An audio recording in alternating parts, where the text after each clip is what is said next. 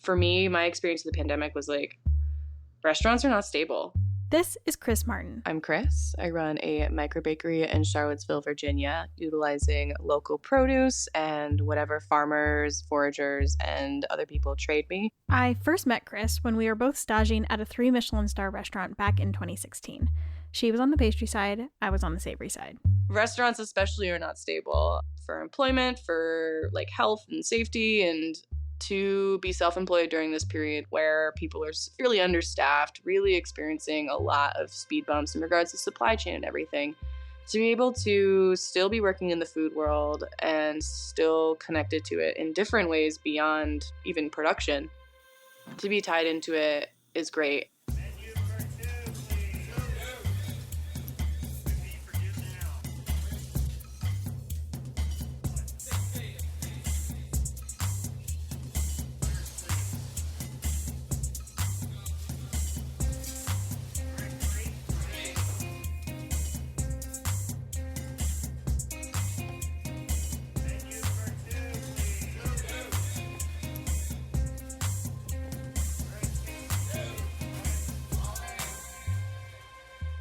This is Copper and Heat, the podcast exploring the unspoken rules and traditions of restaurants.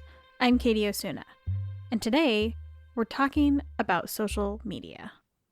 The relationship between the restaurant industry and social media is complicated. It's never been easy to make it in the restaurant business, and today, good food is unfortunately rarely enough. More and more, it's all about photos. Social media has always loved food, with hashtag chef getting 18 million hits and hashtag food blogger getting 4.3 billion hits. But that doesn't necessarily mean it's good for restaurants. And restaurant relationships with influencer partnerships and marketing are also very complicated. A restaurant order has come forward to say that influencers are already asking him for free food. And influencers have been known to abuse that opportunity and try to get meals for free from restaurants, even when they don't really plan to create a lot of content around it. Influencers are even affecting the design of restaurants themselves. Many are adding elements like photo-friendly lighting and dynamic backgrounds. Social is even affecting the design, logistics, and production of food. TikTok is branching out. Yeah, that's right. Jumping into the food delivery service, like creating and selling recipes that have gone viral. TikTok viral recipes have been so popular for the platform that they have plans to start their own ghost kitchen.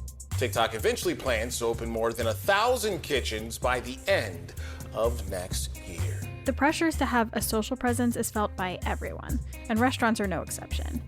In this ever-changing landscape, so much of what is hip or cool or popular seems to be decided by double taps and followers. Despite the complicated mess that is social media, cooks and chefs are making it work for them. In this episode, we're talking to 3 different people who work in food, who each use social media for very different purposes, and that have had social media affect their identities as food professionals in 3 pretty different ways. It's my personal Instagram that I've had since high school. Chris has always been into baking, so much so that before she even started baking professionally, she made her Instagram handle Baker No Bakery. I was in high school making cakes and cookies, and I look back at them and they were atrocious. It's just not really where my talent lies. And so when I got to school and I saw all the cakes and like really got a peek at that cake and cookie industry, I was like, oh, I totally idolized fine dining and Michelin and all of those restaurants of execution. And I still do. I really still love and enjoy that world. Like I said at the beginning, Chris and I used to work together in the Bay Area at a fine dining place. We've kept up over the years via social media, and she's primarily been working in fine dining until I experienced 2 really intense closures in Chicago, and my experience in San Francisco was amazing and incredible. Like, I was going to go to LA and work in another fine dining establishment. That was really like coming from the mentality of like what I should be doing in order to be a chef. And the key word there is should. The pressure that I put on myself to follow through with all of my dreams that I had. So I had quit my job at Murad in San Francisco with the intention of going to go work for my friend in Los Angeles. Cue pandemic. A lot of cooks had to make some pretty shitty decisions during the pandemic.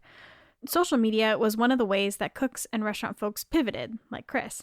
A buddy of mine told me that a coworker of his didn't even go back to work in the kitchen because he had started a TikTok during the pandemic and was able to make more money with that after a year than he could cooking. That's definitely an exception, not the rule. But there are stories from all over of cooks using social media to further their careers during the pandemic. Welcome back to my channel. Today's an exciting day because my dad just flew back from Guyana. So we got some really nice treats that he brought. I want to kind of open it and show you because there's some things I don't know what it is. It's going to be a surprise for both of us. An aha moment for me was like during the pandemic. This is Devan. My name is Devan Rajkumar, born and raised in Toronto. I was born to Guyanese parents, and for the past 13 years, I've been cooking professionally in the city of Toronto. He goes by the handle Chef Dev and Chef Devan on different platforms, and he shares tips and recipes. And he's been a judge on Food Network's Fire Masters. I did a video where my dad came back from Guyana with like a suitcase of like mangoes and like thyme and all kinds of stuff. Oh my god. Epic! These, in my opinion, are the best mangoes in the world, but I want you to tell me what type of mangoes these are. Comment below and let me know what you think this mango is. And I'm sitting there unpacking it, and then someone sent me a photo of their daughter sitting on the floor of the family room watching on the big screen this video, and it just blew me away. So at the beginning of the pandemic and throughout the pandemic, that was kind of an aha moment for me too, that listen, I have people following me, people see me as a role model, so what type of example am I going to put out there? I'll be honest with you, when I started cooking, and for many years, I didn't know what my lane was. I didn't know where I belonged. I kept positioning myself as this world-inspired chef. Being trained with the food dudes, we did sushi, we did tacos, we did classical cuisine, we did beef Wellingtons, we did everything there. So I didn't really know what my path was, what my lane was, and I didn't feel that Guyanese food years ago, I didn't feel like it had enough. Like I didn't know that dal and rice and pepper pot could stand up to, you know, French classical or like all the beautiful Italian food that's so popular. I didn't feel like it could. The more I deep dived into my culture and the food, and I filmed Chef Dev Taste Guyana, which is on YouTube and it's doing really well. I mean, I'm just so in love with my culture now, and I feel that it can stand up to all these amazing cuisines that are out there. And that's why I feel like it's my responsibility to promote it. And the best thing about it is that it is my lane. Like, I'm Guyanese. No one can ever take that away from me. So I just feel like it's really important to showcase that, but it feels like home now. I feel like I have a lane. The pandemic was a wake-up call to Devan and how he interacted with his community via social, but also how he presented himself as a cook and the stories that he told. But it was just the beginning for Chris and her journey. I didn't have unemployment. I needed something to do with my time. I'm a person who likes to be occupied constantly. So I launched a menu with sourdough. I started in my parents' house where I pushed out around 400 pounds of flour. And I ended up just selling to a bunch of my friends and family from the years that I lived there. There was no yeast anywhere, so everything that I was doing was naturally leavened. It was super simple, naturally leavened sourdough, focaccia with herbs that I was growing, as well as fruit tarts. Well, I'd prep and wake up at like 3 a.m., do the bake, get stuff going for the next day, and just like roll through like one menu. Just collecting information on DMs and recording it on spreadsheets, and it was just everything was building as I was going along. Like every week was a new adventure, and I was like, oh, well, here's another layer to the business. And it was never anything that was like specifically planned. It just developed. There are some pop-ups that I do like 180 to 200 pieces of pastries, and with like multiple components, multiple layers and steps, dehydrating, rehydrating, harvesting. Like I grow a lot of the micros outside, so like making sure my plants don't die. And it's all of that, the way that I view my career and the way I view how this business has grown has been like steps that have been building into each other and taking skill sets from one and applying it to the other. And that's, I think, like the most sustainable way to go about it. Like you can call it the bootstrap, you can call it whatever.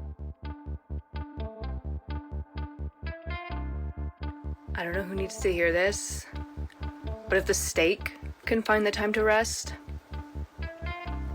so can you.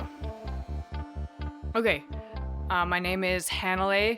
I'm just a line cook / kitchen lead, sous chef. Most people know me as Lady Line Cook on Instagram.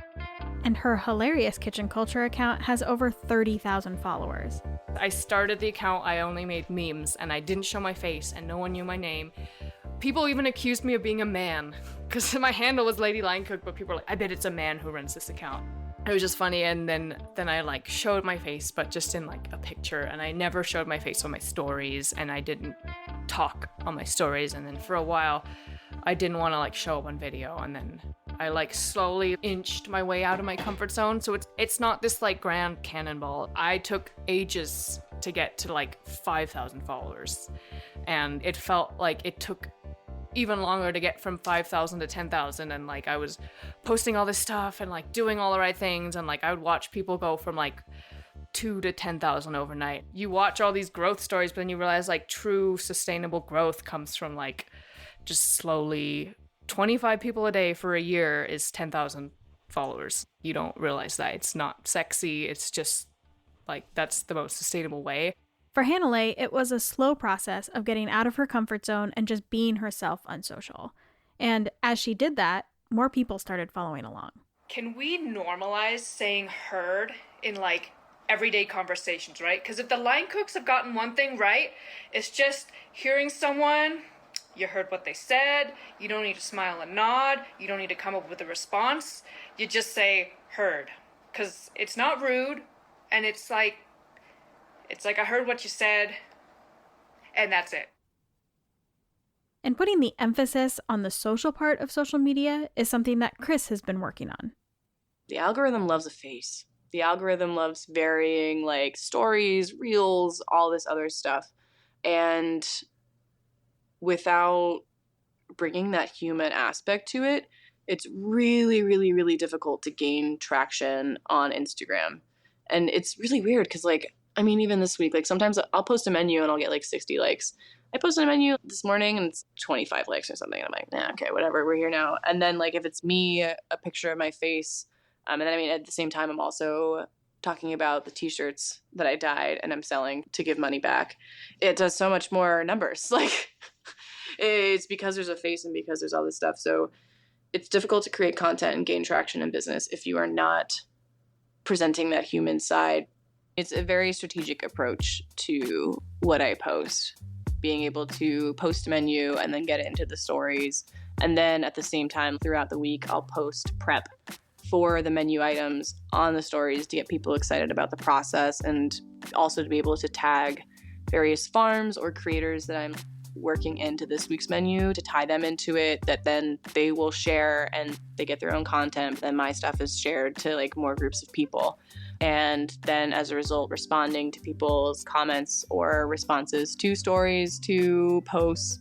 And then if I have the time to work in the process reels, which is where like I tend to go for, is here's the start to finish, or at least like the mixing method for this one thing and how I execute it, to be able to also tie in that reel component, because reels are weird. It'll do numbers like weeks later. And I'm like, okay, like cool. I'm not opposed to dancing for the internet. I'll dance for my cat. It's mixing in all these different human aspects as well as trying to be engaging for people. It is so much work to be active on social and to grow a following. And as Chris mentioned, sometimes it's not something that has an immediate benefit for a career or a business. And not only is it a lot of work, but the truly successful accounts are the ones that are putting themselves out there. I batch all my content on my only day off. In order to grow on social media, you do have to spend a lot of time and you have to be like interactive with your audience and all that stuff. Here's Hanalei again. Someone on my Ask Me Anything asked, like, what's it like being an Instagram influencer? And I was like, oh my God, never use that word on me again. Like, there's one brand that like referred to me as an Instagram influencer. And I'm like, please don't use that word. I was like, I'm a line cook and I post about being a line cook. And for some reason, people want to hear what I have to say. When I first started cooking, I was like looking for memes about being a chef that I could share. There's a lot that were about like hating your life and smoking weed. And I was just like, this isn't where it's at. I want to just make some memes about, just wholesome memes about working in a kitchen. So that's kind of how it started. Then once the whole Reels thing came out, I actually didn't jump on Reels for about a year because I didn't like my face. I was really self-conscious. I didn't want to be on video. I spent months just like opening up the app, trying to make a reel, and then I wouldn't make a reel. I'd be like, I can't do this. I can't do this. So I did that for a few months. And then finally one day I was like, I got to do this reel thing. Like I had so many ideas too, but I wasn't executing them. And then that was about a year ago. Like last summer I started making videos, and then now it's like all I do in my free time. I just make these videos. These apps run off the creativity and ideas being put on them by creators. Trends are driven by algorithms that decide what gets pushed out there more often than other things.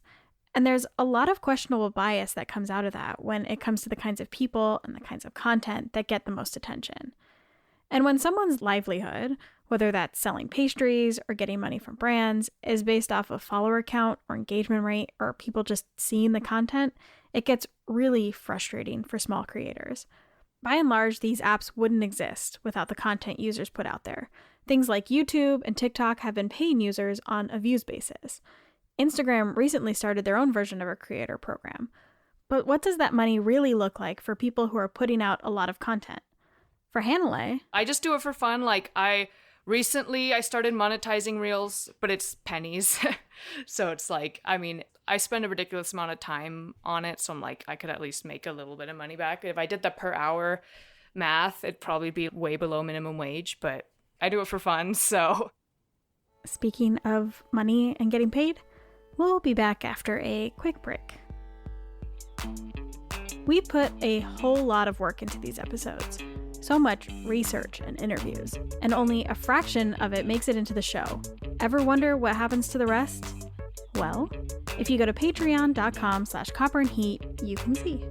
Our patrons giving $5 a month and more get access to some really fun special perks, like extended interviews and merch, all while supporting the work we do at Copper and Heat. If you can't help us out financially, we totally get it. There are other ways to help, like by sharing the show with your friends or your coworkers or your mom, whoever. It really helps us out. Join the Copper and Heat Patreon at patreon.com/copperandheat.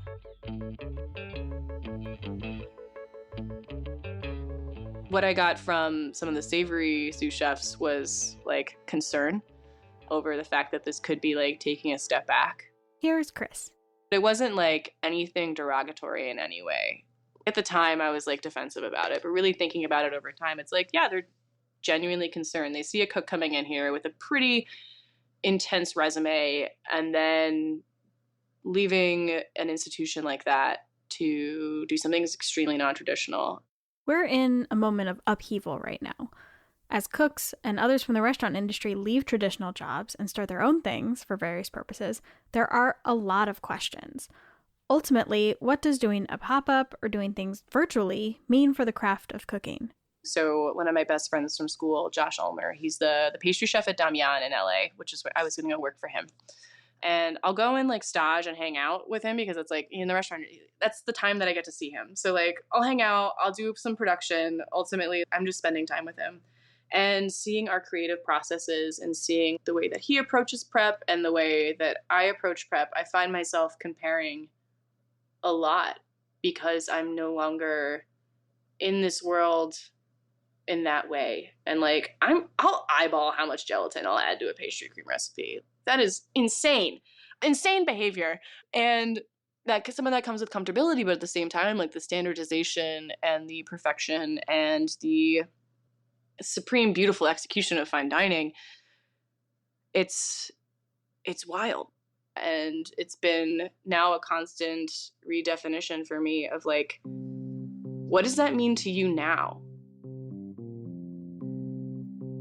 So I just want to preface by saying that I haven't spent as long in a professional kitchen as many other cooks who may be listening to this or many other cooks out there. It's very important that I say that. Here's Devan again. Having said that, I think it's important to define the role of a chef and what makes a chef. This celebrity chef title that I get these days so frequently, a lot of people introduce me as celebrity chef Devan Rajkumar. It's a little bit of a bittersweet thing. I mean, at the beginning of my career, I thought it'd be a great thing to have, but now I just feel like it negates a lot of the hard work that I've done. Anybody can go online right now and call themselves chef and put up videos, but it's like I've bled and I've sweat and there have been tears in my eyes over the years with events where, I've been doing it for over 10 years and I've led a lot of teams into service. I think it's really important to define the role of a chef. For a lot of cooks, not just Devan, this is one of the real challenges to the internet. Food is an inherently sensual thing. Sure, it needs to look visually appealing, but that doesn't necessarily say that you are good at the craft of cooking. Does it taste good? Does it smell good? And when you're primarily practicing your craft virtually, there are a lot of questions as to who is really a chef, and how do you define that? Which can be really exciting that we no longer have to define chef in the traditional way, and a lot of the gatekeeping of the title of chef doesn't have to exist anymore. But it also brings up some interesting questions about who has mastery over the craft of cooking. For a long time in Toronto, I felt lesser than, and I felt like a little bit of imposter syndrome, because even when I left the Food Dudes in 2012 and I went to Lux Appliance Studio and I started working there, my chefs at Food Dudes were like, man, Dev, why are you leaving? Like, we're blowing up right now, this and that. Like, why are you going to do this type of work? Why are you going to go do demonstrations for like other people? And like, why don't you just come stay in the trenches here with us? But I wanted to do a change. I thought it'd be a great opportunity for me. And looking back now, it was that role that really set me up for so many different things that I've been able to do. And there used to be some tension back there, but everyone has their own different, unique path. Reading comments that I get on Instagram, that's very near and dear to my heart because it's the very first negative DM I ever got. I'm giving it a 5 out of 10 just because it's not very creative. And also it would literally take less time to unfollow me than to leave this DM. I get like false accusations of people who are like, you obviously don't work at a real restaurant. I'm like, here's Hanalei again. You think that's going to hurt me? I do work at a real restaurant full time still. I get quite a lot of comments that say like, you obviously have way too much free time on your hands, so you're obviously not a real chef. And I'm like, okay, like you can say that, but I batch all my content on my only day off. And then I worked 6 10-hour shifts and then I post one a day. Like I don't know what to say to you, man. Like I cook at a restaurant. I even posted videos from the line. Like I just made a video about hater comments, but most of them were about my appearance. And I literally posted, I was like, if you're going to go for my appearance, you obviously have nothing to say. I have not hit the perfect bake yet. Like, and it's been 2 years. There's always something that's a little bit, Here's Chris. And it's okay for people to know that. Like never hope to have that facade of perfection there for my own existence. Because I don't see myself going to work in New York or any of these Michelin cities to be a 3 Michelin star pastry chef and going for James Beard Awards and things. That was a dream that I had that was based in ego and in the world that I was working in. So I had this looming pressure that I put on myself when I was like, God, I was like 19. And so now in my head, I always go back to that. A lot of the inadequacies or separation between cooks and chefs and everything, this is just my general mental health self-talk, is really self-created. It is projection. It is something that needs to be addressed within the self. So for me, I can create the experience that line cooks or fine dining chefs see me as separate and as like an anarchist in the system, ultimately, because I'm not rejoining the labor force in a traditional way. And I haven't experienced that at all. And ultimately, if there has been anything negative from anybody, it hasn't stuck, because I also understand that that's their own existence, what they're putting out. Like, I'm gonna let you do that. I'm not going to disturb my peace over any negativity, really. And now in Charlottesville, addressing my big city bias, which I describe as coming from big cities, you value and think that these places are executing at different or better or higher levels. And coming into Charlottesville and being exposed to all these incredible creators who are making incredibly tasty things without Michelin stars.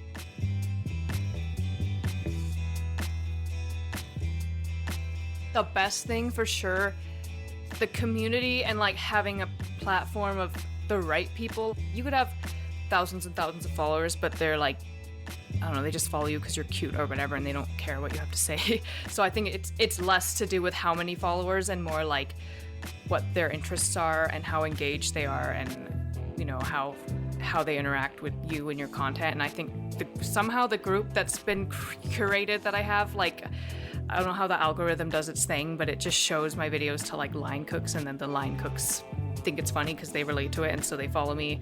And so just the group that I have right now, like, they're super supportive, they're super awesome. They like leave me DMs to say like how much of an impact I'm making. Those always warm my heart. I like screenshot all of them and keep them in a folder, because literally your brain wants to remember the haters, and it forgets all the amazing people who make you do what you do. So I'm like, I gotta remember all the good people too. That's why I do what I do.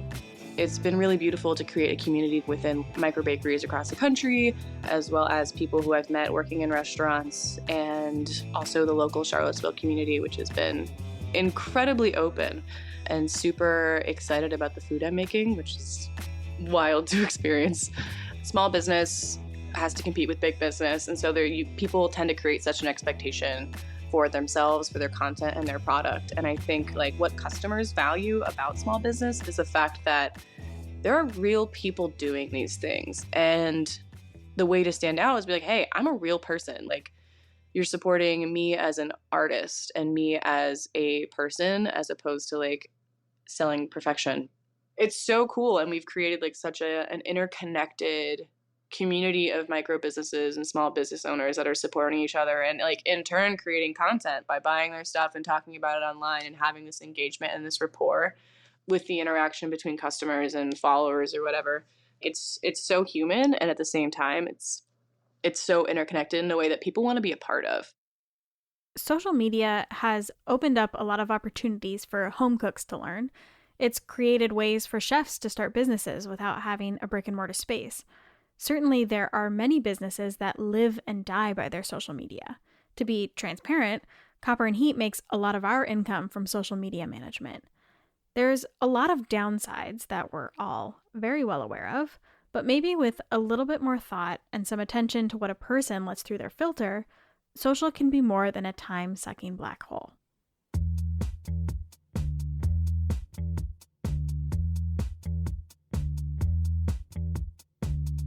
You can find Chris and her bakes at Baker No Bakery. You can find Chef Devan at Chef Dev or Chef Devin on all platforms. And the ever hilarious Hanalei is at Lady Line Cook. Follow us in your favorite podcast app and on various social platforms at Copper and Heat to keep up to date as we release more episodes throughout the season. And we always love hearing from you, so send us a message on our website or in our DMs. This episode was produced by Rachel Palmer and me, Katie Osuna. Scoring, sound design, and story editing was by Ricardo Osuna. Mixing and mastering was done by Adrian Lilly. Thanks so much for listening.